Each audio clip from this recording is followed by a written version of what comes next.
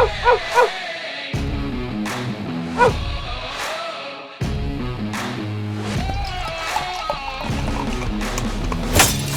to another edition of the Dogger Pass podcast. This for UFC Austin. Pat Mayo's on the sticks, not just pay-per-view, Pat. Cody Saftic is on the line, hot off of a Singapore Steve apple pie shit. I mean, I'd hate to say that I told you so, but I told you so. Mahashot, top rope, boom. That's my intro this week. Yeah, and it wasn't just like he went out there and beat him by some squeaky decision. Like, he floored him, and then homie got back up and ran right back at him and got floored a second time. Second time, he went getting back up. So, yeah, Paul's right. 22-year-old Chinese prospect. Is that too young? Apparently it's not. That kid's good. He's going to be good. He's massive for the – he's athletic, and he's massive for the weight class. And I think, like – I mean, he's – let's not get overexcited. I saw some people be like, oh, this is a hype train to, like, fade in the future. It's just like, guys, he was plus 150 against Steve Garcia. Like, there was no hype. There was no hype coming into this. Maybe there would be a little bit of hype coming out of it. But I think he's got potential. I think he's got potential moving forward. Do I think he's going to be a champion? No. Am I going to make, like, a Max Roshkov type of prediction on Mahashot? No. But could he be, like, fringe top 15 maybe one day? Perhaps. He's 22. Skills seem to be adding up. But you got some work to do for me. I mean, it was the only bet that actually cashed for me. Everyone obviously watches the Cody Saftic breakdown where Cody talks for like an hour and a half about the fights. I had Glover Teixeira plus 170. It's just like, you put me into like 50-50 fights and I have a plus 170. I'm never going to feel bad about that. Malkoon by decision, 8-1. I mean, that was about as coin flippy. I know it was unanimous for Brendan Allen, but like very, very coin flippy in that situation as well. So it's like, I'm going to take those 8-1s every single time. I thought I actually made some pretty good bets, but I lost money. It was one of those weird weeks. Like, I wasn't down on myself. I'm like, you know what? I think you put yourself in pretty good position. You just didn't come through. And that's the way that this game is sometimes. But Mahashot had horrible CLV on it. I had plus 135. But, you know, it seemed like the market. I didn't understand why people were betting Singapore Steve. I'm not going to lie.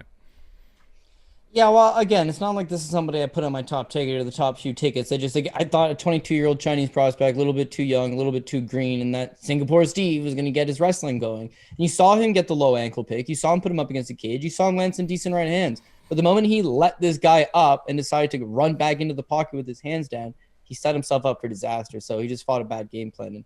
And on a card like this, we're going to talk about there's 14 fights and there's a whole lot of big favorites. So we got to figure out which one of those big favorites is going to go in the opposite direction. And when you fight like Steve Garcia, you just leave yourself vulnerable to lose to guys that are maybe not on your level. Not saying Mahashot wasn't on his level, just saying maybe he could have fought a different game plan and had better results.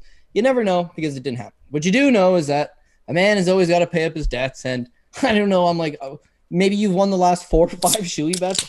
I'm losing count at this point. I lost the RoboCop versus what was that guy's name? Georgian dude. That's a shit beer. Oof. Okay. RoboCop. Yeah. Yeah, RoboCop. You took the underdog in that spot. It was RoboCop's last fight. I could look this up while you're pouring your beer. RoboCop is on this card, so that makes it. Jesus Christ. Oh, yeah, bud. Oh, buddy, let's get it. Love it. Armin Main Petrosian. event time, baby. Main Not event that time. Armin Petrosian. All right. Thank you, Cody. That's what the people came for. Now we got to break down 14 fights. All right, main event, we've got Calvin Kattar taking on Josh Emmett. 5-round main event in the featherweight division. Kattar, minus 235 favorite. Emmett can be had for plus 190. I really struggle here to get to Emmett. I know that he's super, super powerful, but Kattar should win in terms of volume. Between the two of them, we've seen that he has mutant-level durability. So the longer this fight goes on, unless, Emmett drops him early, you have a ref that, doesn't let Kattar kind of survive. The longer this fight goes on, Cater's going to just get a whole bunch of volume and win this fight late. I mean, the over-under is over 4.5 rounds, minus 145. So it's like they're already saying that, 60% of the time they expect this fight to go basically to decision. And I feel like a 5-round fight helps Calvin Kattar so much in this. If it was a 3-round fight, Josh Emmett, I could see him winning the first 2 rounds, and then maybe Kattar starts coming on, but it's too late. It's 29-28 type of situation. But 5-round fight, Calvin Kattar, rightful favorite, I think. What about you? Yeah, I'm going to agree. Josh Emmett's a very dangerous guy because he's got huge power in his hands. And he's one of these guys that also can't be underestimated. He's got solid wrestling. Even though he's 37 years old, he's aged quite gracefully. And he gets away a lot of the time by not having the most activity, but eventually just landing that big kill shot, right? If he knocks you out, he knocks you out. If he doesn't, it's still just very appealing for the judges. I agree 100% with what you're saying on the volume, right? I figure that he's somebody that's going to be a little more flat-footed. He's going to pick his shots. He's going to look to find that one big one. And Calvin Kattar's just going to put volume on him all day and slowly start to pull away the longer the fight goes, start to add damage, accumulation, all this and that. Totally agree. But if you look back at Josh Emmett versus Shane Burgos, it's a 3-round fight. Josh Emmett lands 127 significant strikes through 15 minutes. But the fight's razor close. The difference maker is the 2 knockdowns. Shane Burgos doesn't move his head and is susceptible to getting knocked down. Gets knocked down all the time. Gets wobbled all the time. Hell, recently, guy's getting knocked out. I think Calvin Kattar's just way more technically sound. He's got great boxing, great head movement. He's coming in good shape. And yeah, people will say, well, the Max Holloway fight took an absolute beating. I think Max Holloway's probably a special talent. 445 significant strikes landed by Max Holloway there. And here's the amazing thing, okay? A man, especially a 33-year-old Calvin Kattar or a 32-year-old Calvin Kattar, it's not like he's like some young kid. A man takes that much of a beating, a sustained, prolonged, absolute thrashing. The age-old saying is, oh, they're never going to be the same. How are you going to rebound from that? And he rebounds from that against Giga Chikadze to put the exact same near-identical beating onto Giga Chikadze. He looked career best. This is not someone that is making regressions in his career. I think he's continuously getting better. He's got great volume. He's always been one of the better technical strikers in the division. You look at his regional show career, he almost knocks out nobody. Guy's got no power in his hands, right? But then you see him in the UFC, and it's like he's capable of knocking out anybody. He's surgical, he's precise, and he is getting better. Can he beat a Max Holloway? No. Can he beat an Alexander Volkanovski? Probably not, right? Can he beat that upper echelon, top tier guys? Yeah, I don't think so. But with Josh Emmett, I mean, you need more than just power. And the wrestling, as much as it's like, geez, he's a collegiate wrestler, he's at a Team Alpha male, maybe he puts Calvin Kattar on his back. The guy's scored effectively 1 takedown in his last 6 fights. I think he's got 2 takedowns in the last 7 years in the UFC. He never uses his wrestling. He likes to sit, bide his time, and when you know you have that much power, you start to let the fight slip away sometimes because you're just waiting for that one big shot.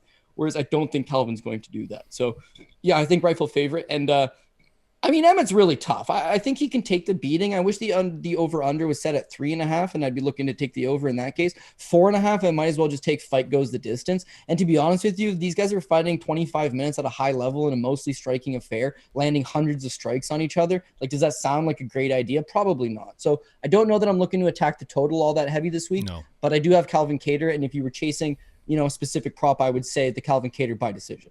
Yeah, that all makes sense to me. Now, not a main event I love because I think Josh Emmett is super, super dangerous and Calvin Kattar's been very, very durable, but it's cool being super durable and then you take on the guy who has the most knockdowns in the division's history. Knockdowns, yes, yeah. And Calvin Kattar took 450 significant strikes and everybody watching that fight was like, dude, why are they not stopping it? But it's Calvin, at no point is this yeah, why are you guys not stopping that? He's like, what do I got to do? Boston strong, he's one of those. New England cartel guys. Yeah, remember the New England cartel used to come after us on this program in the comment section and stuff. So do you want to know something funny? We're backing your boy. We're backing your boy this time. Yeah. This aside, I'm backing Calvin because I think stylistically he wins the fight. But his head coach and his manager is Tyson Chartier, right? And I'm actually dealing with Tyson Chartier for a fight on our card June 25th in Niagara Falls. He manages a guy locally here, Matt Special, and they're really good guys, easy to work with, but I feel bad because I'm sending them opponent options of would you fight this guy? It's a catch weight of 160 now, not 155. And meanwhile, he's posting every day on Instagram, Facebook, all that him and Tyson are in full camp mode. Tyson looks in incredible shape. They never miss a day. They put in the work. I think these guys are top-notch, good crew. But yeah, have I bet against them a few times in the past? Yeah. Have I paid for it? Yeah. You got to recognize talent. Calvin Kattar is a top guy, even though he's 34. I think he's fighting his best fights. And to Emmett's credit, he's 37. I think he's fighting some of his best fights too. But Calvin seems to be a top 5 guy, Emmett more of a top 10 guy. And I think that over the course of 25 minutes, you will see the skill discrepancy start to show itself. All right, we have Donald Cowboy Cerrone taking on Joe Lauzon, minus 160 Cowboy, plus 140 Lauzon. This fight was supposed to take place in May. Cerrone pulls out on fight day with an illness. I believe, I'm not trying to put words in your mouth, I believe you were on Donald's Cowboy Cerrone last time we broke down this fight. Has anything changed, Cody? Greasy theory time, Paul. Yeah, I think we're going to flip it and go to Joe Lauzon. This is a card that's got a whole lot of favorites. So, like, who's one of these favorites that might be going to go out there and shit in the apple pie? Well, Donald Cerrone. He's not above that. This is the greasy theory side of things, okay? So, okay, first be told, I'm going to tell you a little story here, and it defeats my greasy theory. Then I'm going to tell you the greasy theory, because this is a real story. So, Michael Bisping is a non-contender, slipping down the ranks. He gets cast to be in Conor McGregor gets contacted by Triple X, that movie, Vin Diesel. They're doing a remake. They want Conor McGregor to be in it. But he's world champion at the time. He's one of the best in the world. He's still competing. He's still training regularly. So he passes on the opportunity. So who do they go to for a European UFC start? Michael Bisping gets cast for the Triple X remake or sequel, whatever the hell it was, right? So it actually shoots in Toronto. So he comes down to Toronto. He's buddies with Neil. He spends a little bit of time there. And during his time there, this guy is a party animal. He's doing cocaine. He is hanging in the clubs, smoking cigs, very limited vision in one eye. The story was he accidentally spit on somebody while having a smoke, and they were like, "Why would you spit on me?" And he's very, very like, I'm so very apologetic, good guy, but didn't even see them standing there. It was just like, oh my God. Gets a call on short ass notice to fight Luke Rockhold for a world title. Comes in as like a 6-1 underdog. Paul actually, him and A-Rap hit a bet that they were like, well, dude, if Bisping was going to win, he would win by knockout. And the knockout prop was plus 850 or something stupid. And Michael Bisping won a world title with no training camp. Yeah, with no training camp, limited vision in one eye, partying, smoking, cocaine, going on the bender. He still actually won a world title. So keep in mind, these guys are fighters, and when the cage door closes, anything is possible. Your boy was on Luke Rockhold that night. Paul smart. Anyways, coming to this one, Donald Cerrone's at the tail end of his career, right? He's made his money. He used to fight 5-6 times a year. He used to fight the best guys out there. He was always a perennial contender, right? Someone who was in the talks for top 3, top 5. He was getting title shots. Could never really get over the hump of elite, but no denying that this guy's work schedule, he fought all the best guys going. Moves up from 55 to 170, fights some of the best guys at 170. But again, the Cowboys right about ready to sail off to the sunset. As such, he's got money. As such, he lives a pretty lavish lifestyle. As such, he's got other career opportunities, not necessarily competing in the octagon. So we can't say his last name because he's on a contract with the company. But our boy Ryan, right? You know who I'm talking about. Mayo knows who I'm talking about. Lives in Thailand. You're reading. This is, can I just stop you for 1 second? Yeah, go ahead. I was going to try to sucker you into... Also, before we get sued for some of this, yes, please stop it. I was going to try to sucker you into a shoey bet because I like Lauzon, and for all the exact same reasons that you're going to get into right now. Yeah, and Pat, don't worry. It's nothing like sue-worthy. This is what I'm getting at, is that you can check social media, you can check all that, is that Donald Cerrone is currently in Thailand. Okay? He was in Thailand for... Rampage, yeah. Rampage Jackson is in the movie. You can check stuff on Rampage. He looks in terrible shape. You can check the stuff on Donald Cerrone. He doesn't look in that good of shape, okay? Sasha Plotnikov, he's also in Thailand right now. That's who Cerrone's been training with. Yeah. So he's getting limited rounds in with a guy that fanned out of the UFC. And for that matters, back on the regionals right now, currently living in Thailand from Vegas. He's got one guy. He's at the tail end of his career. They booked this Lauzon fight. He showed up to this Lauzon fight like it was his last hurrah. He cried at the press conference about how it was a huge moment. Dana White said, loser leaves home match. I'm telling the loser of this fight, it's finito. And he pulls out with an illness. From that, he doesn't stay in camp. He doesn't stay nearby. He doesn't figure it out. He goes to Thailand to shoot movies because there's money in it, right? So now he's not making 170. He's making 155 pounds. He needs to fly back from Thailand, which is a huge flight, all the way back to Texas, walk in the ring. I'm not saying he's showing up for a paycheck. I'm saying he's not putting himself in the best position to win. And Donald Cerrone's entire career, he's been a basket case. He's been his own worst enemy in that if he's not confident, he fights like shit. And I have it hard to believe that he's confident coming in here. Joe Lauzon, meanwhile, is another one of these Boston Strong guys, dude. He's just tough, you know. He's taken enough time off that maybe his chin's gotten a little bit better. Maybe he's, you know, not had that general wear and tear. He's someone that likes to ambush his opponents and try to go at them quickly and aggressively, and that's always been a great way of attacking a guy like Donald Cerrone. Mm-hmm. If he's out of shape and not confident, you got to get the pounce on him, right? Your co-main event, it's a big spot. No doubt Joe Lauzon's super hyped up for this. Donald Cerrone, don't know that he is hyped up for this. So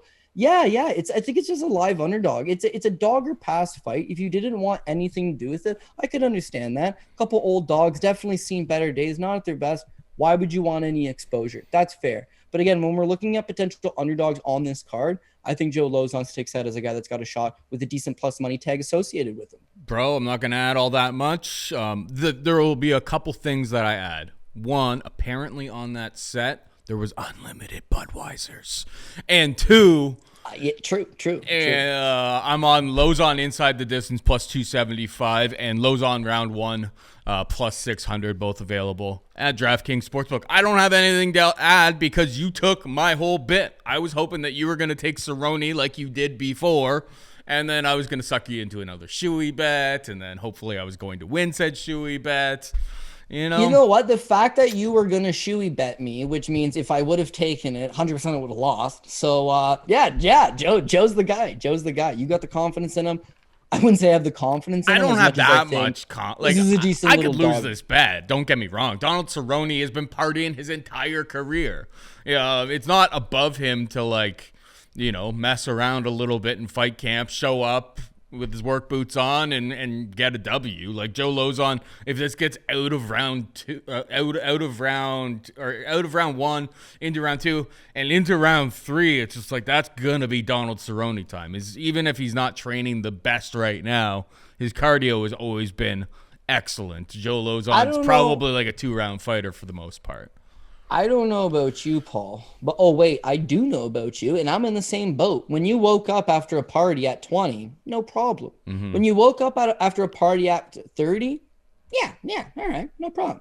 Wake up after a party at 39, I ain't there yet. I'm only turning 31 in August, so I can only tell you the difference from 20 to 30. You guys might be able to, you're not 39, right? 37. What I'm getting at is, I think eventually the body starts to catch up to you. The injuries start to mount. I don't think he's 100%. He maybe hasn't been 100% for a while. His last number of fights have definitely been telling, where he's basically losing to guys like Alex Morono's knocking him out in the first round. You look at even the grappling match against Joe Selecki his last time out, just a grappling match, submitted with a rear naked choke inside of like 2.5 minutes. He's not in shape. He's not focused. He's not where he's at. The partying, I used to get by with it. That's great. But so did guys like Chris Lieben. And of course, at the end of your career, it always catches up to you in the end. So could he go get knocked out by Joe Lauzon in the first? Yeah. Could he just get beaten up and outpaced and outworked and taken down by Joe Lauzon over the course of 3? Like, I think it's a possibility as well. Because Joe's got multiple paths, I think that's what makes him a favorable underdog. But you actually, I didn't even really thinking about it. The Joe Lauzon inside the distance plus 210,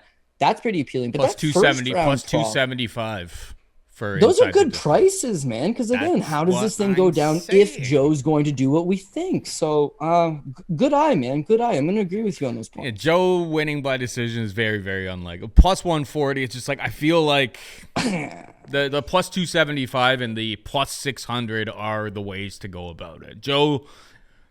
Cowboy's a slow starter. Joe's a fast starter.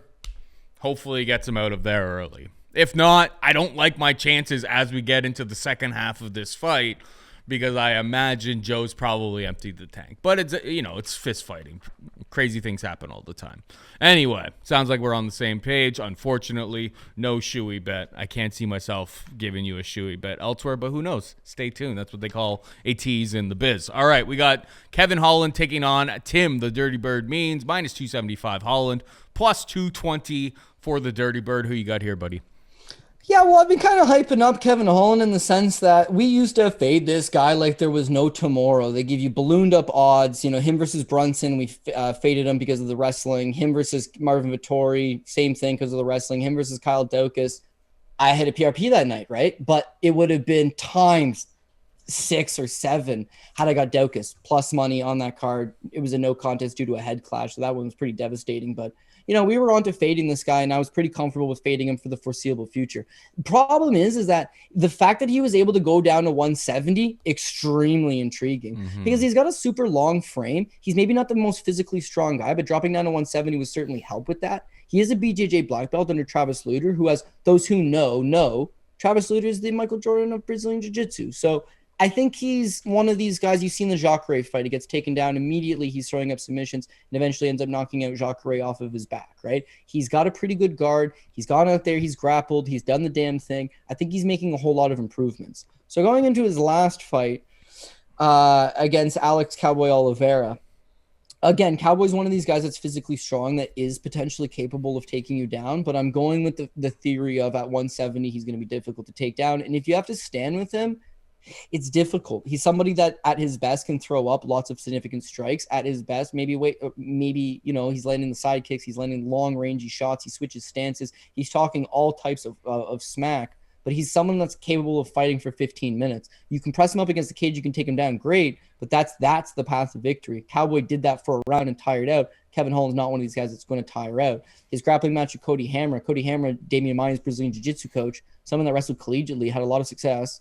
And of course, Damir Maia, one of the best takedown artists, not necessarily wrestlers, but takedown artists in UFC history. Cody Hammer was one hell of a wrestler, and he had difficulty taking down Kevin Holland. Why? Because he's spending so much time working on his wrestling now, so much time with Johnny Hendricks, just working mad takedown defense over and over, repetitive. At 170, that confidence starting to fill out, he's going to start to be a problem for a lot of guys. Now, Tim Means doesn't have the wrestling to go out there and just strictly exploit this guy. Even if he was able to take him down, Means doesn't have great cardio, and taking him down is going to require exerting a lot of energy. Even if you were able to get a quick little foot sweep and end up on top, guy's a black belt, and he's got an active guard, and he's going to be looking to fight off of his back. Those are all dangerous. Fight standing, very few guys are as clean as the Dirty Bird. So he will be able to hit Holland, and if he hits clean on Holland, he might be able to put him down.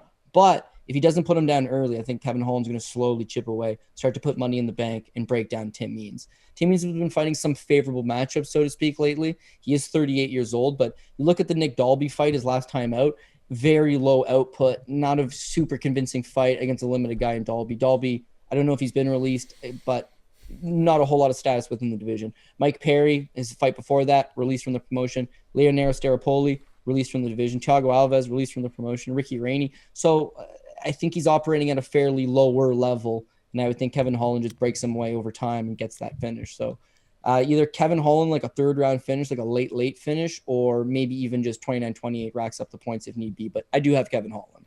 Yeah, I would love to fade Kevin Holland at this price, but Tim Means just doesn't have the wrestling or the cardio to really exploit him, and that's what I'm looking for when I'm trying to fade Kevin Holland, is somebody who's got wrestling, the ability to take him down over and over and over. He's got a good guard when he gets down there.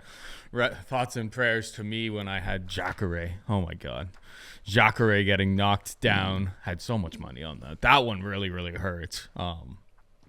But, Jacare was at the end of the line. Tim Means could potentially. I mean, Tim Means used to fight at 155 pounds as well. Don't forget that. So we have a guy who used to fight at 185 versus a guy who used to fight at 155. Holland's going to have size, reach, all of these advantages. He's got a very good guard if he gets to his back. I don't love the matchup for the Dirty Bird either, but Kevin Holland minus 275 sends shivers down my spine. Don't know if I'm going to get to that from a betting perspective. All right, we got Albert Duraev taking on Joaquin Buckley. Duraev minus 220, Buckley plus 180. Your thoughts? Yeah, this one's got me nervous. It could be like a potential trap line of sorts. I want to go Duraev, and I think he gets the takedowns. I think he outworks him. I think he, gives him the business. But I think there's a little bit of a few red flags on this one for me personally. If you look at Duraev, again, 33 years old, so I don't think he's one of these up-and-coming Russian prospects that you need to look out for in the future. He's kind of a more refined version of himself currently right now. His problem is that his 3 pro losses, he's been knocked out in the first round in all 3 of his pro losses. A lot of them pretty quick too. Like his last one, Anatoly Tokov, 321 of the first. Ramazan Emeev has pretty much never knocked out anybody. But a minute 36 into the first round. I get that they're a really long time ago, 10 years. But back then, he potentially had chin issues.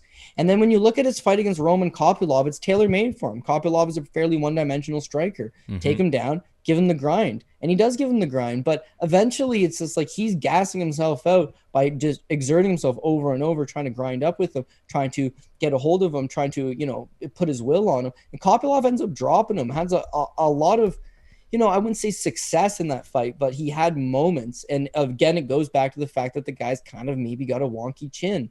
When I look at Joaquin Buckley, he's he's an underperformer at this point. He goes out there, and I think he had the greatest KO of all times, at least from aesthetically, one of the greatest KOs of all time, but he just hasn't really lived up to the hype and backed it up since then.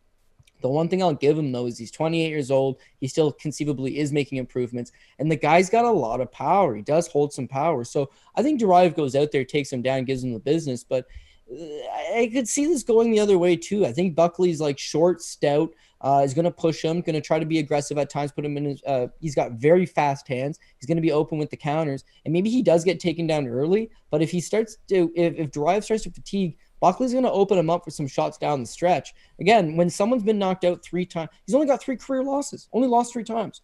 All 3 times knocked out in the very first round against guys that are generally smaller than him and not known for their power punching abilities. Like, all of that to me just kind of screams red flag. So Buckley, people don't like his persona. Apparently he's like an ass in real life. Like, a lot of training partners don't like him.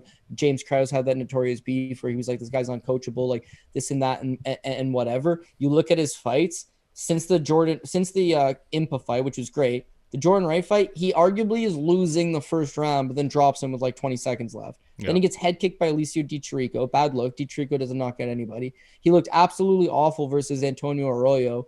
Probably up a couple rounds going into the third, but could have been down a couple rounds. Like, a really bad fight. Knocks him out in the third. And then this last fight against Abdul Razak Al Hassan, winning a split decision, not throwing up a whole bunch. I will fully admit, this guy hasn't been looking good recently, and for that reason, I am taking Duraev. I just mean, this does scream like one of those fights where the Russian guy should be able to go out there and beat him up. He's a minus 220 favorite. You're kind of overlooking past him, and your guy gets clipped in the first round and put away, and it blew some tickets for you because it's mid-card, not early, right? So I will play Duraev, but I'm going to be very cautious and keep him lower down. Yeah, that all makes sense to me. I'm not too excited about playing Buckley, but Duraev, I mean, the fact that Duraev's he got knocked out in round 1 against Ramazan Ameev. Guy's got pillow fists. Ameev can't finish a sandwich. That's not a great look. I know that was back in 2012. 10 years ago, yeah, but all the same, some things never change. Your ability to take a punch is kind of one of those things. That is it. All right, let's move on down. We've got Damir Ismagulov taking on Guram Kutateladze. Minus 155. Damir plus 135. Guram was like plus 250-ish against Gamrot. He hasn't fought since. Yeah, I mean, I think I had like plus 250. But, yeah, I was on him there. Obviously, the knockdown of Gamrot early in the fight, that it was a super, super dicey, close decision. That's the way it is. But that was high-level competition. I mean, his manager's not really giving him, like, Guram is not going out there and having easy fights any day of the week. Following up that fight with Damir, who's 22-1. I think the real thing, though, is that against Rafael Alves was, a really strong, stocky guy. He's able to knock down Damir, able to make that a very interesting fight. I took Guram. I grabbed some plus 150 yesterday. Yeah, because I kind of saw the line moving, and, I mean, the guy trains with Khamzat Chimaev. He puts in all of those rounds with him. I'm sure he is ready for whatever Damir can bring his way. I don't know. I mean, Gamrot's a better wrestler than Damir. Damir is a very technical striker, not much in terms of power. I think Guram could very well walk him down and just be able to eat those shots to deliver more powerful shots. So I think this is a dogger pass situation. Give me Guram Kutateladze. Yeah, I got to go the other way and go with Damir Ismagulov. I'm a huge fan of his work. I will admit Guram did burn me the last time. Pat says shoey. What'd he say? Pat says shoey. Yeah. I'll take a shoey bet on that. I don't know how you feel about it. I'll shoey bet it. Since you did one today, well, might as well. Might as well. Okay, that's fair enough. So you actually did burn me the last time this guy fought because I talked about how good Matus Gamrot was, undefeated. You know, they call him the Polish GSP, competed at the ADCCs. Guys got it all, big for the division. He'd fought KSW 5-rounders 4 days. I don't know how he made weight with me hanging off his balls like that because I was all over Matus Gamrot. And Paul reality checks me and he's like, dude, what's he going to do? Take this guy down? The guy trains with Chimaev. Right? Don't think he's faced that before. He's from Georgia. He's got a ton of body hair. He's going to come and he's going to swing them hammers.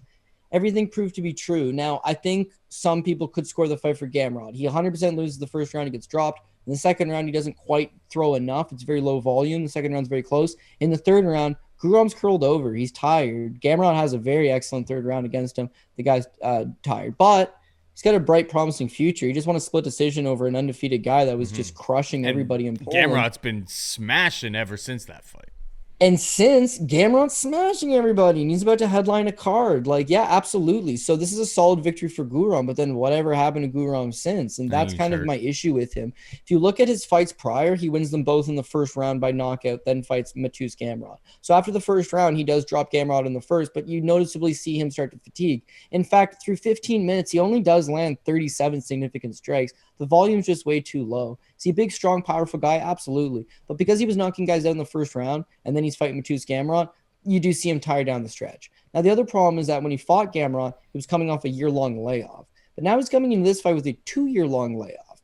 I don't think his cardio is going to be there. I think that maybe he comes out aggressive in the first round and tries to land some big shots, but Damir Ismagulov's as smooth as they come. He's super tactical. He's difficult to hit. Nobody puts up high volume against him. And I think he's got a hell of a chin to boot. So I feel like just coming out there and knocking him out in the first round, although possible, probably not all that likely. The longer this fight goes, Ismagulov's jab's going to start just eating him up at range. And I think that that'll start to be the story of the fight. Taking down Ismagulov, good luck. His wrestling's on point. Everything the guy does is good, other than he doesn't have power. And I made that tweet. I was like, if Shavkat or if Ismagulov had power, they'd call him Shavkat Rachmanov, right? Rachmanov is so unbelievably well-rounded, but he's got that killer ability where he can hurt you, where he could submit you, do whatever he needs to do. Ismagulov doesn't quite have that, but who's won a round against him? Like, he's just very, very clean, very technical, does everything right. Would you like to see the finishing abilities out of him? Sure. Is he the most entertaining guy going? Not necessarily, but you don't get to 23-1 by going out there and having, a ton of risks per se. If you look at all of his fights, they're all decisions, right? Mm-hmm. The Alex Gorgis fight, Joel Alvarez, Thiago Moises, Rafael Alves. So if he's going to be geared up to go 15 minutes, no problem. Whereas Guram Kutateladze coming off the 2-year-long layoff, and not as if 2-year-long layoff he had visa issues. 2-year-long layoff, event got canceled due to COVID. 2-year-long layoff, he pulled out of 2 fights with Don Madge. 4 months apart, both times with injuries. So he's been battling injuries. Tapology, sure, dog. His tail of the tape will tell you he's 30 years old. I'm going to say that's a lie. I don't think he's 30 years old. He looks a lot older than that. And I bet you his body's starting to break down ever so slightly. So I think Damir is able to get the job done. Damir's also not super active, but in the time away, he's fought, I guess just the Rafael Alves fight, and then he had a grappling match. Yeah, maybe he'll be a little ring rusty himself, but he's 31 years old. He's got an advanced skill set. I think he does get the job done. And I would suggest that he gets the job done by decision, as he always does. So minus 155 is a good price tag, but furthermore, you're going to want to take this guy probably by decision.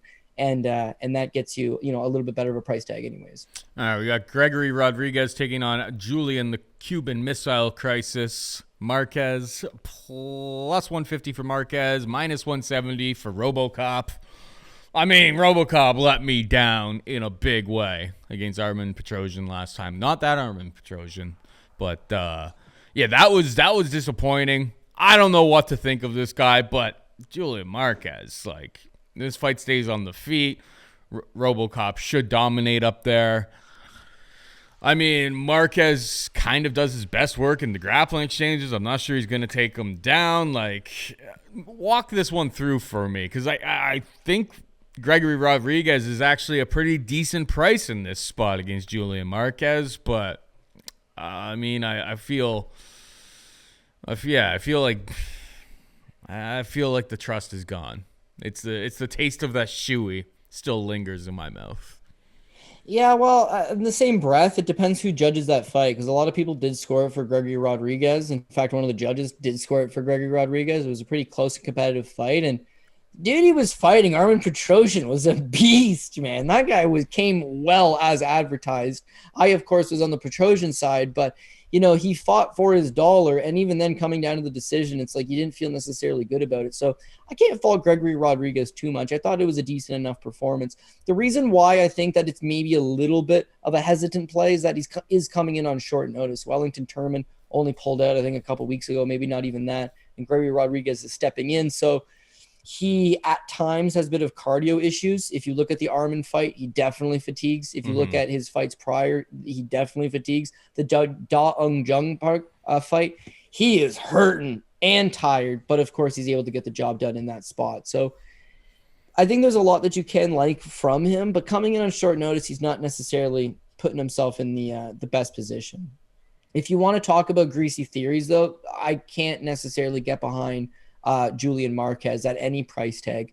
After he had lost to Alicio Di Chirico, which is a very low-level loss, he took 4 years off from the sport, or 3 years off from the sport, sorry, because he had like these big-time like hip issues. He had neck issues. He has just massive amounts of surgeries that are required, major surgeries. Multiple doctors tell him you're never going to fight again. So it was pretty cool that he was able to come back to the sport 3 years later in absolutely awful shape, lose the first 2 rounds to Maki Patolo, and then Patolo's got a way of turtling over and not being good on the ground, and he was able to submit him in the 3rd round. So it was a cool story that he came back, cashed as an underdog, but he did not look good in that fight, and I think the injuries definitely sidetracked this guy's career. Then you look at him in Sam Alvey his last time out. Sam Alvey ain't what he used to be, so I'll admit Marquez looked better in that fight.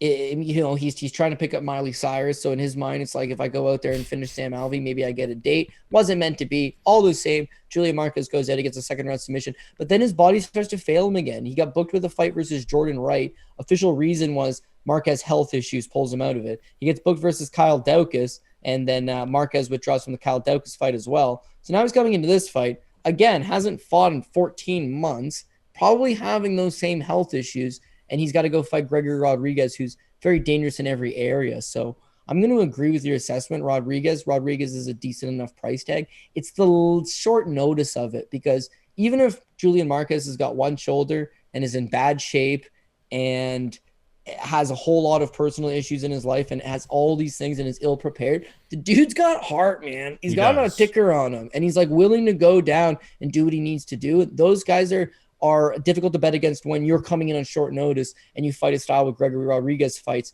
which is very risky at times. He puts himself in bad spots. So I don't think he coming in on short notice is put himself the best foot forward. And as a result, I'm going to pick him, but another one of these guys I would like to keep lower on the list. That is all fair enough. All right, we got Adrian Yanez taking on Tony Kelley, minus 320 Yanez, plus 250 for Kelley. I mean, I think shouts to Evan D. He has so many like N's in his name that it's like it's, if you know on Twitter, you know Evan D. But he had a big play on this, and I don't really make too much sense of it as well. I've been adding more at where I can. It's early in the week, obviously, so like not every single place has no DraftKings Sportsbook in the province of Nova Scotia, so obviously I would be putting all of it at DraftKings Sportsbook. But over 2.5 rounds here, it's like neither one of these guys has ever been finished, Cody. So we're in a big cage. Why is that a 50-50 proposition? Over 2.5, I think, is the play of the card here.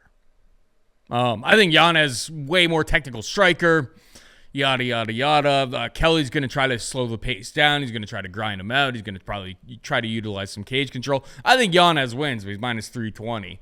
I think the over 2.5 rounds is the play here.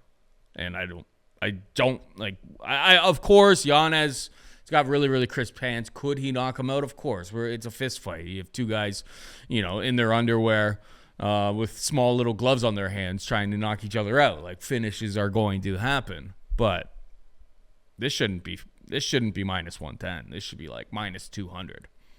Play of the card. Over 2.5. Yanez is my pick, but I'm not touching it any money line here. I just think it goes over 2.5, and I'll be rich. Yeah. So I like the over 2.5 play. I think the fight likely goes the distance. So you could look at that prop as well. Adrian Yanez, my boy, but this price tag is way off. Like, I'm contemplating a Tony Kelley play, truth be told. Ooh. Here's the issue with Adrian Yanez is because he's become now like the victim of his own fame, so to speak. He jumps into the UFC. He just has a breakthrough performance where he knocked out Brady Huang in 39 seconds. Brady Huang. People forget the fact that right before that, literally the fight before against Kyle Estrada is like a 11-7 journeyman. Lost to a 3-4 guy. Lasted 10 minutes with Louis Smolka and had to throw in the towel. Kyle Estrada's not good. And Adrian Yanez had beat him by split decision. He also had lost to Miles John by split decision. He lost to Domingo Pilarte by split decision.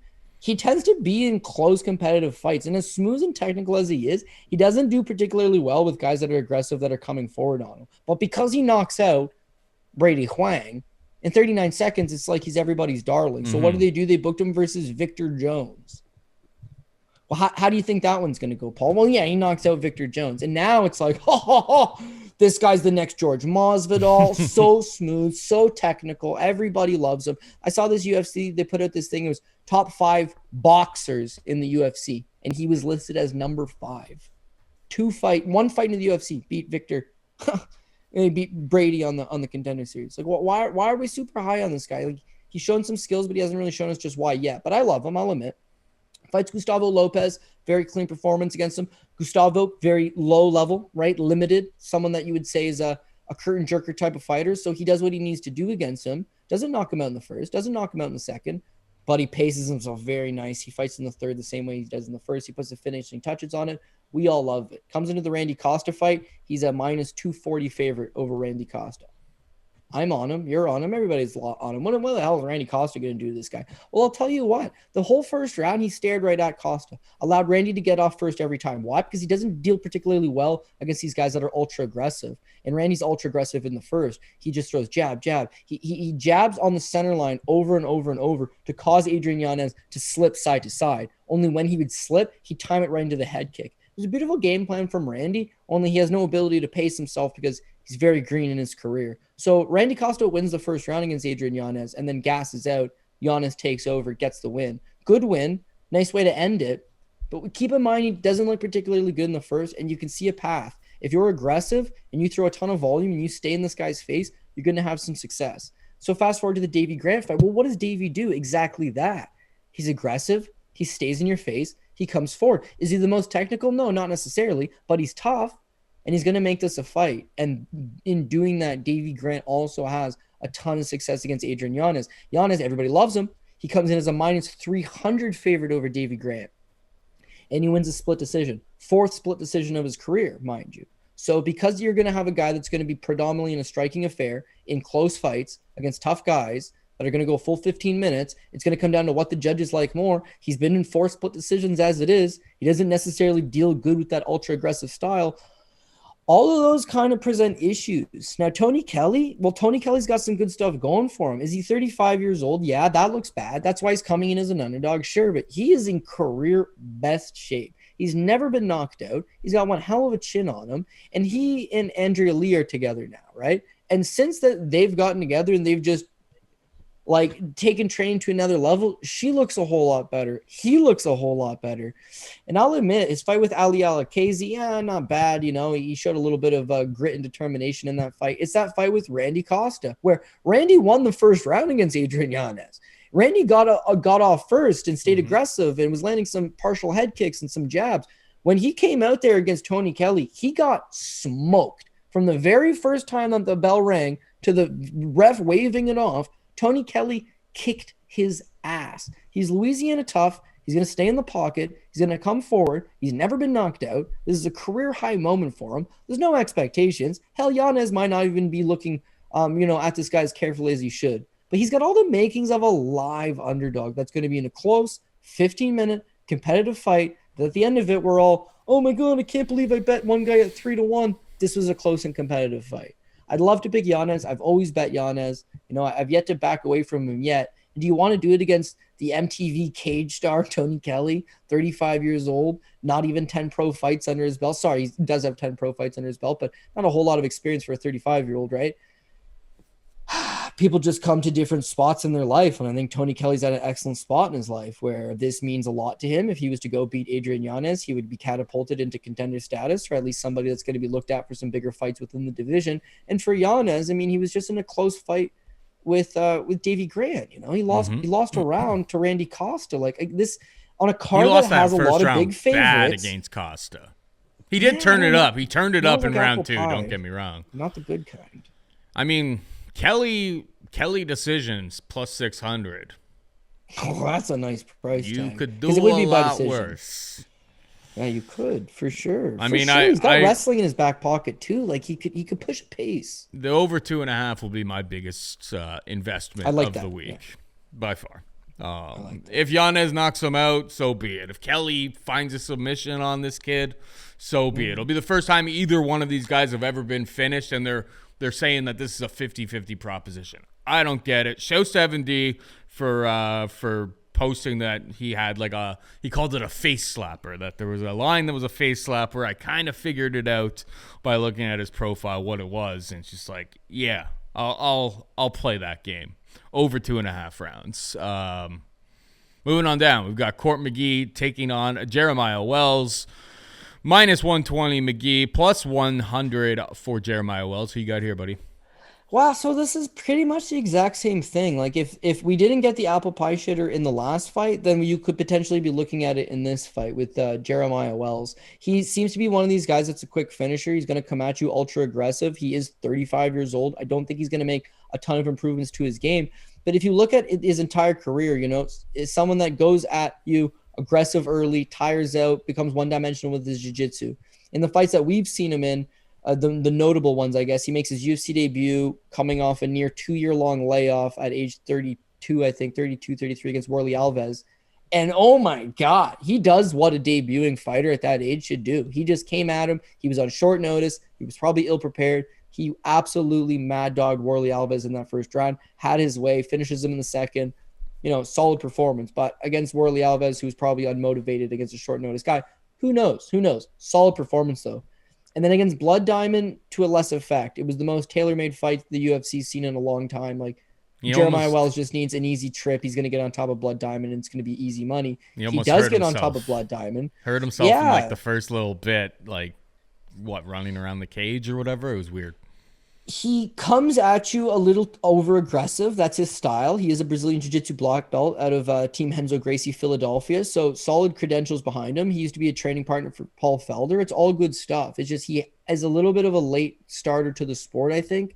And I don't know how good his game, how refined his game is. I do know that he can come at you hot for the first 5 minutes. But is he going to start to fatigue and allow guys to take over down the stretch? I think it's entirely possible. How he fought against Warlley Alves, not sustainable. No. That pace, not even Colby Covington or Kamaru Usman could fight at that pace for 25 or for 15 minutes. It was just very, but he was short notice. It's his debut. I get it. Against Blood Diamond, it's just very tailor-made to him, so he gets him down. He didn't just cruise right through him. He took nearly the entirety of the first round and finished him. Oh, yeah. He kind of injured himself. His striking didn't look all that good. There was some worrisome moments, but of course he got the first round finish, so you're not panicking about it. Court McGee's a very unsexy play because the guy's just been around and he's never really gotten the big wins and this and that, but he's never been submitted. He's like one of the most durable guys the UFC's ever seen. He's extremely scrappy. He's extremely tenacious. And even at his advanced age of 37, you know, he's only 2 years older than Jeremiah Wells. He still finds a way to get it done. Now, how does he get it done? He needs the right matchup. What's the matchup? One-dimensional jiu-jitsu guy with limited cardio. I know. Yeah. I don't really want to bet. His last 2 fights, exactly that. I don't really want to bet Court either, but like. I know. One of those two and dogs. I feel like maybe this is a fight that's better to wait until after round 1. Because Wells is probably going to come out super, super hot. If Wells is going to be the second person to ever knock out Court McGee, first person was Santiago Ponzinibbio. If he's going to do it, it's going to be probably pretty early. I expect Wells to probably win round 1, or round 1 to be at least really, really close. So, like, you're either going to get, like, the same price after round 1 when Wells has, emptied a lot of the tank, or you're going to get a way better line after round 1. If Wells, like, absolutely mollywops him, but Court, the undead, doesn't die because, I mean, the guy's, died, like, 3 or 4 times officially. Yeah, I mean, I hate it, but Court McGee by decision. The prices aren't even all that sexy. I believe it's like plus 175 out there for Court McGee by decision, but that's probably how it shakes out. I'll tell you something about Court, right? So his last 2 fights, Ramiz Brahimaj, Claudio Silva. Claudio Silva, very high level BJJ black belt, but like that's the only thing he's got going for him. And Ramiz Brahimaj, not a BJJ black belt, but known for his grappling and like 10 years younger than Court McGee. So they're both going to be problems. He took down Brahimaj 5 times. He took down Claudio Silva 3 times. He'll hang out on top of you. Doesn't matter how good your BJJ is. He's good on top. So if he just goes out there, grinds Jeremiah Wells up against the cage, slows him down, completes some takedowns rounds 2 and 3, and just hangs out on top, yeah, that's going to be the key for sure. So I think when you're trying to look at who are the 2 potential underdogs that are going to come through, like to me, wow, Court McGee's actually a favorite. He's minus 120. What am I talking about? I would say Court McGee's he's live, and of course Court doesn't really finish much these days, so maybe try to further it a bit by Court by decision. But honestly, at even money, what's the point of what if Wells just falls off of a cliff in round 3 and Court actually or finds Court gets a caught in the finish? face and gets knocked out? Like, I don't know. Fight goes the distance doesn't look all that good. But I think Court McGee's I think he's going to be my rightful selection. Are you ready for the NBA champs to be crowned? Join the finals action with DraftKings Sportsbook, an official sports betting partner of the NBA. New customers can make any $5 NBA bet and get $150 in free bets instantly. Looking to turn another small bet into a big payday during the NBA Finals? With DraftKings same-game parlays, you can do just that. This NBA season, a customer placed a $5 same-game parlay and won over $5,000. Create your own parlay by combining multiple bets like which team will win, total threes made, total rebounds, and more, and boom! You got a shot at an even bigger payout. Download the DraftKings Sportsbook app now. Use promo code DOP. Make any $5 bet during the NBA Finals and get $150 in free bets instantly. That's promo code DOP only at DraftKings Sportsbook, an official sports betting partner of the NBA. Minimum age and eligibility restrictions apply. See show notes for details. All right, we got Jasmine Jasudavicius taking on Natalia Silva. Pat's laughing because he remembers probably the last time that Double J was on the program, and I couldn't pronounce her last name back then. Not really getting better at Jasudavicius. That was actually pretty good. She's minus 240. Natalia Silva can be had for plus 195. Double J riding high off of the ejection of Kay Hansen last time out. I mean, she dominated that fight from pillar to post. Is she Canada's greatest female fighter right now? Because I think the answer is probably yes. She is definitely one of them for sure. I think Charles Jourdain's fighting very excellent Female right fighter. now. Best female. Oh yeah, female fighter. Yeah. Well, Alexis Davis is released. Sarah Kaufman is released. Jillian Robertson. Diana Balbita is from Romania. Jillian Robertson's a traitor because she's like born in Canada, but she's not Canadian. She lives in the States. She's lived in the States her entire adult life, I believe. Exactly. So yeah, we gotta ride with our girl here for sure. Jasudavicius. What can you tell me about Natalia Silva? Because frankly, I know nothing.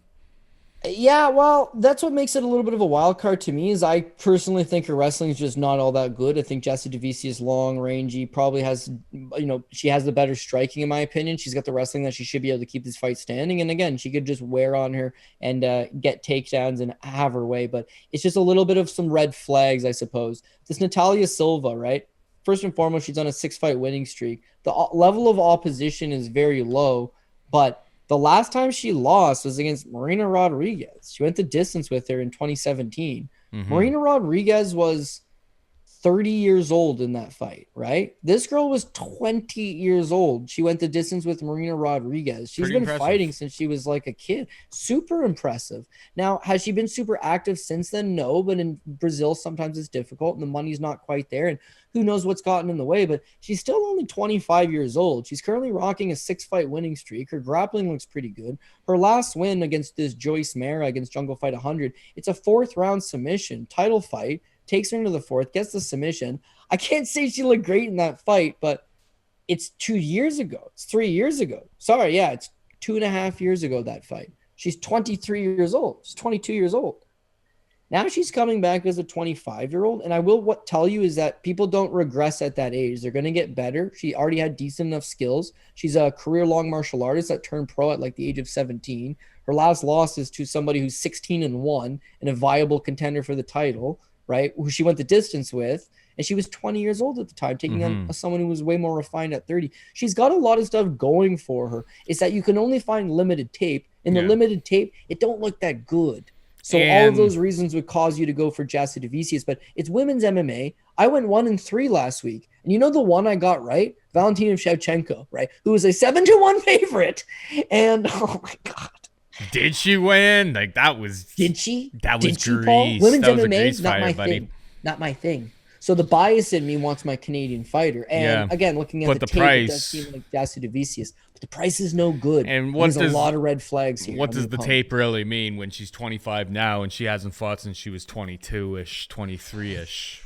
I mean, if you look at her Tapology photo, doesn't look to be in like the best shape or whatever. She's a purple belt. That seems 9 weeks ago she got her purple belt. And she seems to have abs in a lot of these other photos that I see. I don't know anything about this girl, but I think it's probably a dog or pass situation at this price. Yeah, it's going to be a pass for me. And she trains at Paulo Costa's gym. What is up? I want no business in that because I'm not going to say it because Paul doesn't want to get sued or Pat doesn't want to get sued on the show. But I'm saying she's training out of Paulo Costa's gym. Watch out, buddy. I'm not even entirely. I kind of know the angle that you're going at. Let's not talk about that on the program. Hopefully, Paulo's legal team is taking care of all those matters. All right, we got Gloria de Paula taking on Maria Oliveira. Gloria de Paula is a -265 favorite. Maria Oliveira +215. Women's MMA 6-4 versus 12-5. The 6-4 fighter is -265 in this spot. Seems a little bit wide again. Do we just play the Pat Mayo extreme here and just blindly bet the dog? What do you think? Well, because of the price tag, maybe, but I don't know. I'm kind of thinking that Gloria de Paulo does get the job done. Again, I can feel a little bit more comfortable with the tape on her. And I think she's making some slight improvements. I would say that this is largely going to be a striking affair. I think that she's got the slightly better technique. She's obviously more comfortable in the UFC, being that she's fought in 3 times for the promotion already. And I think that she could just ever so slightly outpoint her in a technical striking battle. I also think she probably does have the grappling advantage. She might be able to rack up a couple takedowns, spend some time up on top, get a little bit of top control, and then just use that in way to, gaining a couple rounds on the judges' scorecards and winning the decision. Maria Moda, meanwhile, I mean, I think she's pretty tough, but the Tabitha Ricci fight, she's 115 pounds. She doesn't seem super physical. She looked a little bit small, I suppose. Striking looked okay. That was obviously her primary art, but I just don't think enough. Now, do I think Gloria de Paula should be this big of a favorite? No. Do I think the fight likely goes to decision? Yeah. I'm thinking Paula by decision, mixing in a few takedowns along with her striking. But women's MMA, you could fade it, go the other way. And I think it's going to be pretty low on like the PRP list. I don't know if it'll be the PRP pick because she is a -260 favorite. Like there is a reason for that, but dicey. This is the kind of stuff you don't need overexposure to because of the style of betting that I do. Every fight's included at some level. So you open yourself up to a lot. But as someone who's like smart and wants to play a certain amount, like I can't see anybody really wanting a whole lot of exposure on this one. Yeah, that makes sense to me. I mean, for the purposes of this show, I'm picking Natalia Silva and Maria Oliveira. They're both like +200. One of them hits, you make one of them hits, and you're looking okay. Because it's, women's MMA. And if these fights are super, super close and we're in Texas, you can have your grappling advantage, but nobody's really, like, the judges aren't really scoring unless you're doing a lot of work with that grappling advantage. They're not scoring standing cage control, not really scoring all that much for, if, like, lay and pray. Like, if the girl gets back up, lands a couple strikes, it's like that seems to be how the judges are scoring right now. And I mean, people will talk about the unified rules, and we're not getting into any of that discussion right now as it is. But women's MMA chalk, tread lightly. All right, moving on down, we've got Ricardo Ramos taking on Danny Chavez, minus 300 Ramos, plus 235 Chavez. I like Ramos. I like the skill set that he brings to the cage. The minus 300 price tag here is scaring me a little bit. Talk me through this one, Cody. Yeah, well, again, I got the same concerns. I think if you got it earlier in the week or you got it when the line was announced, you'd feel a lot better about your Ricardo Ramos money. But yeah, just now it's kind of ballooned up that you like him, but do you trust him? Because, of course, this guy seems like he's got a lot of skills, but he doesn't necessarily put them all together. Even, like, remember that Ricardo Ramos was throwing those little back kicks? It's like behind the leg, a technique that you would never see anywhere. I think it was against Lerone Murphy he's throwing them. And it's just like, man, what is this guy doing? And then, of course, he gets knocked out by Lerone Murphy because he just set himself up for disaster. He's got Brazilian Jiu-Jitsu black belt, I believe. He's opportunistic with the submissions. He seems athletic. He's got a good long frame for the division. And his striking is serviceable. Does he move his head? Does he stand upright? Like, does he have flaws? Of course. But I think that he should be able to put it together. They also haven't necessarily done him a whole lot of favors. His last 3 fights, Lerone Murphy, stud. Lerone Murphy is definitely a top-level fighter, in my opinion. Bill Algeo is a very crafty and very serviceable fighter. And Zubair Tuhugov, obviously, Khabib's buddy, another tough matchup. But his volume looks good in those fights. His striking does look like it's improving. This is a kid that's 26, 27 years old. He's still young. I think that there's some stuff that you like out of him. Danny Chavez, meanwhile, has been fairly a career bust. I did cash in on him in the TJ Brown fight, right? Because this guy was basically like, if you watch tape on me, I can't wrestle. All I've done since then is wrestle. Not even Khabib could take me down. He was like at me, super confident. I was like, I like this guy. Goes against TJ Brown, who was all grappling. TJ just never shot any takedowns until his leg was completely chewed up. He fought a bad game plan. Danny Chavez wins. But the numbers were fairly low. Danny Chavez lands 49 significant strikes over 15 minutes.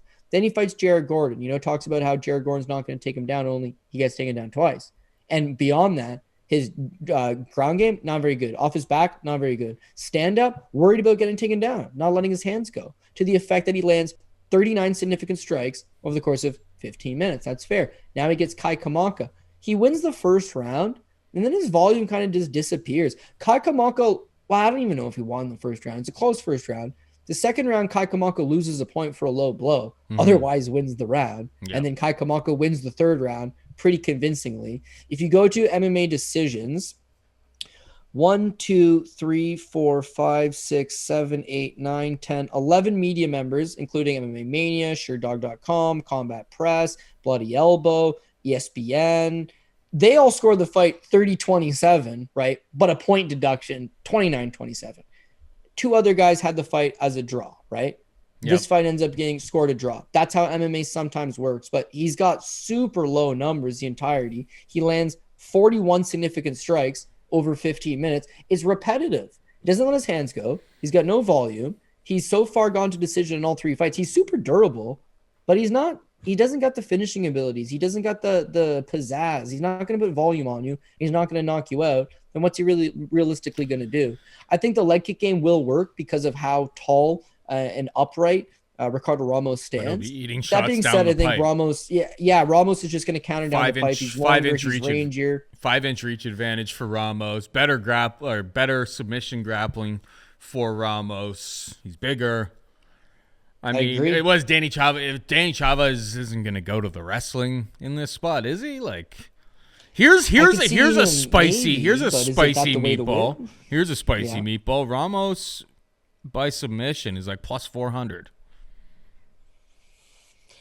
Yeah, I mean, Chavez been submitted. It's a long time ago, but he hasn't really competed all that often. And he hasn't fought anybody with that level of BJJ. in a long TJ time. Brown's good with his submissions. Had he gotten the fight to the ground, he waited like 10 minutes before he shot his first takedown, and his lead leg was done. So he fought a bad game plan. I think Ramos improving. He's got good kicks of his own. He fights like I've always said this, a poor man's Charles Oliveira, right? Poor man's version. But similar to Charles, like value mart version. Maybe value mart's not even all that bad, truth be told. People always say that like Kirkland's version. It's like Kirkland pretty good, man. I don't know about you, but like I buy some pretty good Kirkland stuff all the time. Maybe he's definitely bargain bazaar version of Charles Oliveira. But similar to Charles, they're late starters. Like they have the skills, they're just not tying it together. His BJJ is good. His striking is good. Defensively, he's a liability, just like Charles. It's that he hasn't found that confidence. He hasn't found that niche. He hasn't found that ability to get over the top level guys. But the UFC's at least matching him up with top level guys, or at least good competition. Whereas Danny Chavez seems to be falling down the ranks. Like Kai Kamaka is struggling to win fights in Bellator currently, and yet 12 media members had him winning all 3 rounds against Danny Chavez. So, exactly. I think Chavez has had his day, and for that reason, I'm going to have to agree with the rightful favorite here. Speaking of having their day, Eddie Wineland is plus 400 underdog against Cody Stamen. Stamen can be had for minus 550. Wineland's way past his prime at this point. Definitely, I don't love the price on Cody Stamen. Low output, not much of a finisher. Fight usually goes to decision for him. Obviously, because of Wineland's, where Wineland is at this point in his career, the concern would be that, even on his best day, he probably still gets finished. How are we attacking this fight, Cody? Well, I think Cody Stamen is probably top ticket, if not second ticket material. Yeah. Everybody else agrees. That's why the money's poured in on him. That's why at this point he's a big favorite. And by the time I put out the plays on Saturday, he'll be even bigger favorite. Yep. But yeah, I think the UFC is totally doing the guy a favor and just being like, hey man, we really appreciate you always stepping up to the plate, taking the tough fight for us. We'd like to get you back in the win column because we know you've got some good serviceable fights against other guys. And Eddie Wineland, he's not the same guy he used to be. When you look at Cody Stamen, he's got 5 losses in the UFC. Doesn't sound all that good. In fact, his UFC record is 5-5. The losses are Aljamain Sterling, who's the current champion. You give him a pass there. The next one, Song Yadong. He should have beaten Song Yadong, okay? It was a very good fight. Cody Stamen showed all of his skills in that one. Judges disagree, and they've ended up – sorry, that's not a loss. He said he's got 5 losses. He's 5 wins, 4 losses in the draw. That's the draw. But against Song Yadong, who's a top guy in the division. Jimmy Rivera was one of the top guys in the division. Merab Dvalishvili is probably going to fight for a title in the foreseeable future. He's one of the best guys in the division. And, of course, his last time out against Said Nurmagomedov. Do I need to say more? Like, Cody Stamen really has gone in there against the best of the best. And though he's not coming up good against them, he's got an advanced skill set. Solid wrestler, solid striking. Can he go out and put large striking numbers up against some of these guys? No. Some of these guys are amongst the premier best guys in the world. I want to give him a pass there. Can he knock out Eddie Wineland? He's not been a power puncher traditionally. His last TKO finish is actually a cut stoppage, and even it's like 4 or 5 years ago. So I don't know that he's the power guy that's going to go out and knock out Eddie Wineland. But Eddie's just not the same guy. He always fought with his hands low. The thing is that he had quick reaction time. He had decent reflexes. He was able to peacock a little bit, move out of the way and counter. Now that he's getting a little bit older and he's obviously had that mileage and that wear and tear, he's just unable to get out of the pocket in time. And as a result, he's eating clean strikes and he's getting toppled over. His last fight against John Castaneda, it was kind of the not the wake-up call. It was your realization that Eddie was all the way done. Younger, stronger. Castaneda got in his face. He absolutely pulverized him. He landed 40 significant strikes, I think, in the first round alone, and he knocks him out. The fight prior, Sean O'Malley's way too precise, flowy, intercepts him. Consider how many shots Chris Moutinho took against Sean O'Malley, right? Because O'Malley, touch, go. Same Chris Moutinho, everyone thought he had a great chin, goes out and gets absolutely washed out in his next fight against Guido Canetti in the first round because Guido sits down on his punches. So for O'Malley to knock you out that fast in the first round, no disrespect to Sean O'Malley, an excellent striker, and I think accuracy is above all else, but I think it really does show you the chin is gone. The reflexes are gone. He's there for the taking. So I want to say Cody Stamen by decision because that's how he normally wins if he's going to win. I got a feeling that Eddie's just a little bit too open and a little bit too susceptible to that knockout these days, and therefore I don't feel comfortable going with attacking it from from a prop standpoint. Yeah. Now, you and I, when you look at Eddie Wineland, these are Eddie Wineland's wins, okay? Gregory Popov, of course, released from the promotion, cut. You and I always do the for cut. He can take it one level next, okay? About retired. I don't know the sound for retired, but Eddie Wineland's wins. Takeo Mizugaki, retired. Frankie Saenz, retired. Yves Jean-Boyer, retired. Brad Pickett, retired. Scott Jorgensen, retired. Ken Stone, retired. Will Campazano, retired. George Drew.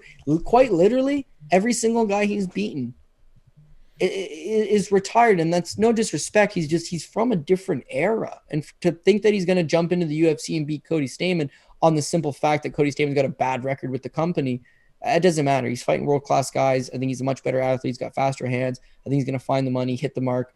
You maybe want to wait until weigh-ins, only because Stamann's a big 35er and at times does struggle to make the weight. So you'd hate to lock in a bet at 6-1 and then see him struggle on the scales. So you're probably not going to miss a whole lot of value points. Wait until weigh-ins for this one. But yeah, I think everything you've seen pre-tape, the narrative, you can see the angle the UFC is approaching this one with. They don't want to see Eddie get hurt, right? He's a former WEC champ. He's had a long tenure with the company. They don't want to put him up against a Sean O'Malley again because they've already done it. They don't want to give him that up-and-comer that's just going to completely kill him in the first round and make him look bad and hurt him. But with Stamann doesn't show any power, and Stamann's on a 3-fight losing streak. And, it's a lot easier to get that guy out. Or is he on a 3-fight losing streak, Stamann? No, sorry. 3 guys, just amongst some of the best guys.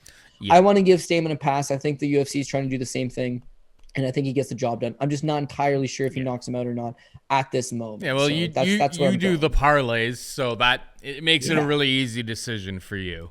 The only thing I'll add to it is that Eddie Wineland's last win obviously was against Gregory Popov, who was like 36 at the time. He's 38 now, and he just got iced like this past weekend on the Kazakhstani regional scene in 36 seconds against a relative nobody. So, I mean, Eddie Wineland. He was the only guy that wasn't retired. And then he took like 2 his years only off, win came before back that was back in 2016. It's like Takeo Mizugaki. Seconds. Yeah. So it's like times Wineland hasn't done really anything impressive since Takeo Mizugaki back in 2016. Like, facts are facts. Kyle Dawkins, minus 235. Roman Deletes, plus 190. Your thoughts?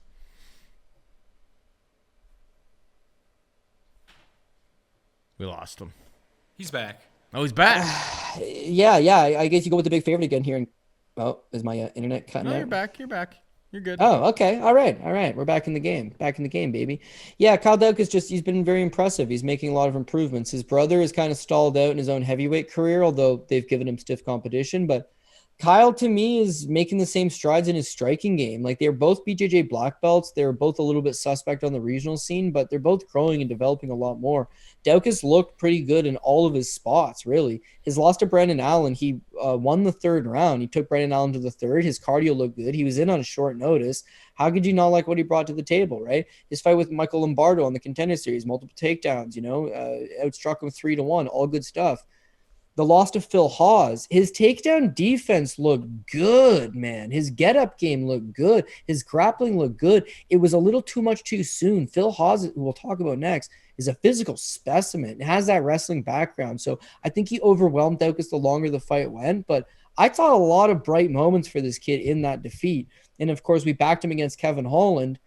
He looked career best. His next fight against Jamie Pickett, he knocks him out in the 1st round. His striking's making a lot of improvements. His grappling, of course, seems to be his bread and butter. He's still young. He's looked good even in his losses. I think that he's heading in the right direction. Roman Deletes, it's a little more difficult because coming off a bit of a long layoff. The guy started his career at heavyweight, right? And then he debuts in the UFC at 205 pounds, and now he's fighting at 185 pounds. Like, it seems like he'd be an absolute monster for the division. His problem is that his striking is almost non-existent. Mm-hmm. Like, it's super herky-jerky. It's easy to telegraph it, although it's hard to time at times because you just don't know what he's going to throw. The volume is minuscule. I mean, non-existent almost. Like 51 significant strikes against John Allen. 32 significant strikes against Trevin Giles, like 14 significant strikes, and he gave up takedowns and secured takedowns. Like, what a weird fight against Lariano Staropoli, a guy that he had a whole bunch of size over.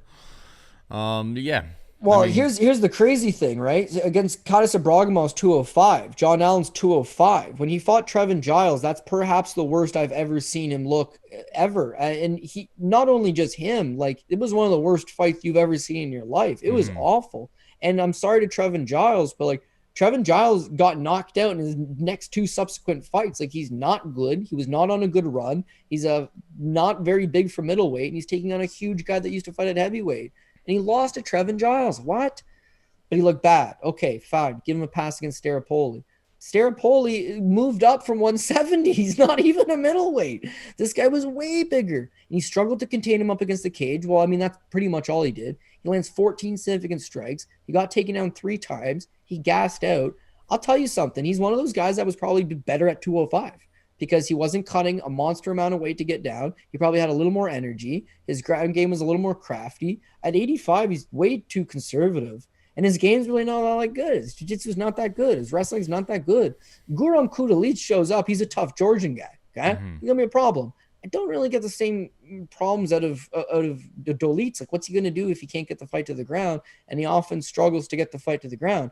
I would say Daukaus is going to have good enough takedown defense to stuff the techniques. If he does get taken down, he's got the jiu-jitsu that's good enough to just survive early. And then second, third round, he's taking over this thing, keeping it standing and boxing him up. So I got Kyle Daukaus here. Yeah, no disagreements on my end. So finally, we've got Phil Haas taking on Deron Winn. Minus 260 for Haas, plus 210 for Deron Winn. Be careful on this one because Deron Winn last time out fought at catchweight against Antonio Arroyo. It was a good bounce back, I guess, performance for him after 2 straight losses at middleweight. But like this guy is, I mean, not to be mean to like short. He's 5'6", and you know he's very, very thick. He's got a thick frame. But he gives up reach and he gives up a whole bunch of other things in most of his fights. But yeah, go back to the Darren Stewart fight. It's like he missed weight in that time out there. This is a really interesting one because obviously we've always heard all about Phil Haas's great wrestling. We know that the cardio isn't the best. Who has, like, this hits the wrestling mat, who has the real advantage on the mat? Because Deron Winn, obviously DC's boy, they're both excellent wrestlers in their own right. And I feel like Deron Winn wants to turn this into a wrestling match, whereas Phil Haas probably wants to stay at range, use his reach, and dominate the fight that way. Interesting spot. You know me with Phil Haas and what we've seen from his chin and all of that. I'm never going to be too sold on adding him as a minus 260 piece at any time. The question is whether it's dog or pass here for me. I wanted to hear what you had to say about their wrestling, how their wrestling matches up between these two guys.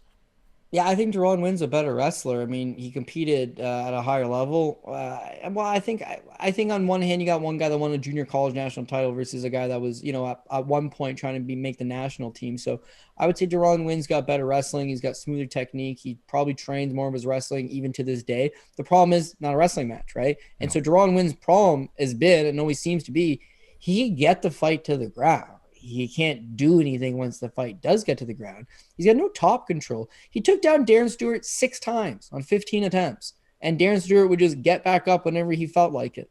That's troublesome. That's real troublesome. His fight with Antonio Arroyo, impressive. He went 12 for 15 on takedowns, and then Arroyo would just stand up whenever he felt like it. He landed 20 significant strikes in that fight. He doesn't have no ground and pound. His boxing, although not terrible, he doesn't seem to have much big power. He's not knocking guys out.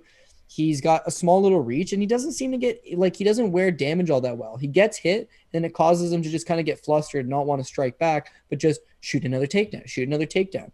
If he comes out here and grinds for 15 minutes, if he shoots 15 takedowns, which he's done in his last 2 fights, in 2 of his fights, he did it against Darren Stewart, he did it against Antonio Arroyo. If he just continuously goes out there and grinds and shoots and grinds and shoots, I think he can win this fight in a war of attrition. Both guys got suspect gas tanks, but I think he could win that style. Here's the couple of issues with doing that. Thing number one, judges don't really seem to be rewarding it right now. They're looking for punches to the head. They're looking for kicks to the body, kicks to the leg, accumulative damage. You've seen everybody that goes with the game plan of just getting a cheeky takedown or two and holding you down or holding you up against the cage. They're not scoring it for them. Not just last card, the last 5 cards. The last 10 cards, you do see the transition. Texas is a commission that is terrible, but they also like action. So part of me thinks if Deron Wynn just goes out there and gets a few takedowns here and there and doesn't do anything with it, he's probably going to end up losing this decision. Phil Haas has got good enough wrestling. He'll stuff some of the takedowns. He'll get up a few times when he does get taken down, and he's got the better striking. I think he's got the bigger power. I think he'll get his attention. I think he'll fight a smart, conservative game plan, even though Phil Haas doesn't really do that for the most part. I think he will in this spot, and I think he's able to maybe get the job done down the stretch. Now, this fight was booked once already. If you go back to that breakdown, I took Deron Wynn. Why? I thought Deron Wynn with the wrestling, grind, live underdog spot, all good. What changed? This is what changed. You kind of alluded to it. This is his entire pro career. Debut, 203 pounds. Next fight, 191 as a catchweight, right? Next one, 205. Next one, 192.1 as a catchweight. Next one against Tom Lawler, 205. Eric Spicely, 185.5. First time he made middleweight. UFC debut. Minus 300 favorite over Eric Spicely. Looked awful. He looked awful against Eric Spicely. Part of me thinks, was it the drop down? He's only 5'6". How come he can't make a middleweight? But he can't. He's such a good wrestler. Of course, he's used to weight cuts, but he can't. His body can't. So after the Spicely fight, he fights Darren Stewart. He misses weight, 188.5. Body's telling him, dog, we can't make this middleweight limit. So he misses weight. He gassed out hard in that fight, and he lost to Darren Stewart. Bad look. The next fight against Mearshart, made the weight. Looked awful against Mearshart. Got tired. Got dropped by a body kick. Got choked out in the 3rd round when he gassed out. I go back to the think that it's the weight cut. Now he takes this wrestling match against Colin Moore, right? He's stepped on the scale at walk around weight at 213 pounds. So here's a guy that's cutting a significant amount of weight to get down to 185. He's 33 years old. He's had an entire career of weight cuts. His body's not responding. And so what does the UFC do? They book him a fight against Antonio Arroyo, which, as you mentioned, was at 195 pounds. He weighed in at 194.5. He can make 194.5. His range seems to be between 191 and 205. Is him going in there, fighting at his best.